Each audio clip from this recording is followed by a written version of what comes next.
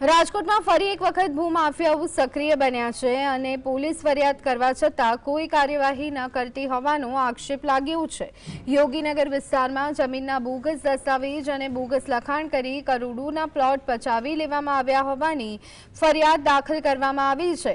આ જમીન માલિકના વારસદારો મીડિયા સમક્ષ આવ્યા અને તેઓએ પોતાની વ્યથા ઠાલવી હતી।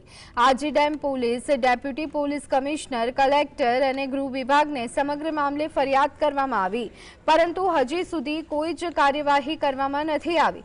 જમીન માલિકના વારસદારે આજી ડેમ પોલીસ મથકના તપાસ અધિકારીઓ સામે ગંભીર આરોપ લગાવતા કહ્યું કે અમારી મેટર ઉપર ન્યાયસંગત તપાસ થઈ રહી નથી। લેભાગુઓ પ્રત્યે પોલીસની મીઠી લાગણી અને વહીવટ વગર કોઈ કાર્યવાહી ન થતી હોવાનો પણ આક્ષેપ તેઓએ કર્યો છે।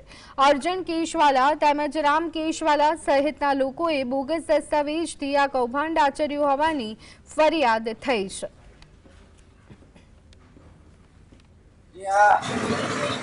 ભૂમાફિયા છે એમણે આના પછીના સક્સેસિવ ડોક્યુમેન્ટ બનાવ્યા અને આખી સિગ્નેચર અને ડોક્યુમેન્ટ કઈ રીતે ફોર્જ થાય છે એનો આ યુનિક નમૂનો છે, જેને તમે બિઝનેસ સ્કૂલની અંદર બતાવી શકો, એડમિનિસ્ટ્રેશનની અંદર કેસ સ્ટડી કરી શકાય એટલો ક્લિયર અને મેલાફાઇડ ઇન્ટેન્શન કઈ રીતે નક્કી કરવો, કઈ રીતે સિગ્નેચરો ફોર્જ કરવી, કઈ રીતે ફોટોગ્રાફ ફોર્જ કરવા, અને એમ છતાં બી આ બધી વસ્તુ પોલીસ એડમિનિસ્ટ્રેશન સામે રાખવા છતાં બી પોલીસ એડમિનિસ્ટ્રેશન ઇગ્નોરન્ટ છે, એક્શન લેવા માંગતું નથી। અને આપણે જ્યારે પૂછીએ છીએ તો કહે છે કે તપાસ ચાલુ છે, તપાસનો સ્ટેજ શું છે ખબર નથી।